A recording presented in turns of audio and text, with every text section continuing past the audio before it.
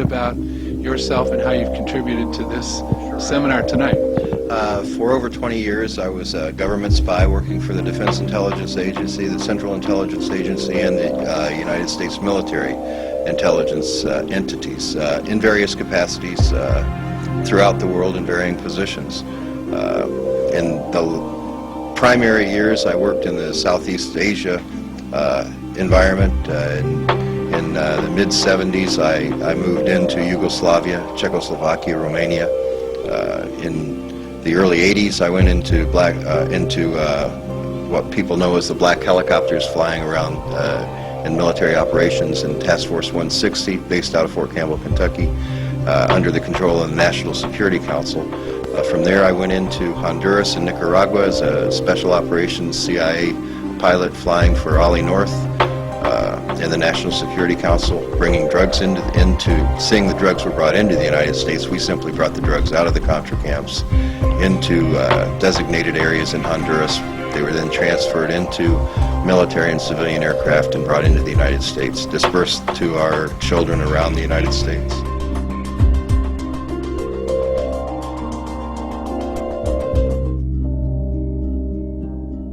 What I have to say may be highly contested and should be highly contested about those in power, because what I have to say about them is not a compliment. Did George Bush have knowledge about the drug operation coming out of Central America and South America? Yes. Explain. Well, he was in one of the camps. Ed? He used the cocaine. Yeah, but did he know about it? He was standing at a press. George was also, in addition to Ollie. George Bush was standing right at a cocaine press. And did you have a picture of that? In a place called Roos Roos. I have a picture of something. Okay, we won't go into that.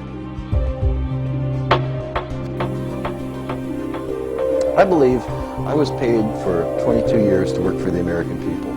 I believe that you have the right, as Americans in this country, as taxpayers, to know what happened. What you do with this information is completely up to you. How you deal with it is completely up to you. Whether you believe me is completely up to you. But I will tell you this, what you do with it will have an effect on you the rest of your life. If you choose to ignore what I have to say, in time to come, you'll see that probably you should not have completely ignored what I had to say. And that's just my own opinion. But it's an opinion of an intelligence officer who's been out there, who's been battling in the field for the right for you to call me a liar. I think this is a wonderful country when it's a country that you have the right to your own opinion. There aren't many countries out there where you can have the right to your own opinion.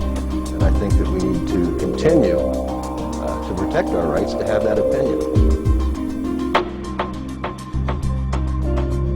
I can see that everything we were doing from 1986 in the OSGs until I left in 1992, 1992, were designed to align countries into a one-world government. There's no doubt in my mind, but that's what we were doing. Well, in working for the people I work for, I only see two classes.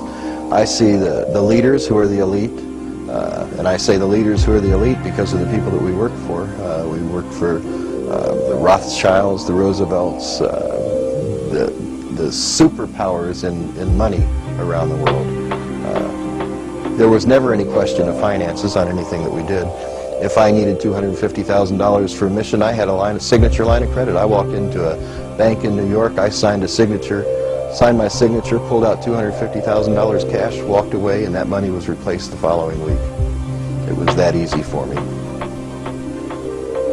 So in answer, I hope that I've answered that in saying there's two groups. There's the citizens and there's the elite. And that's all there are. Those around the world that think that there's going to be an upper class or that there's going to be comfort like there was, there won't be.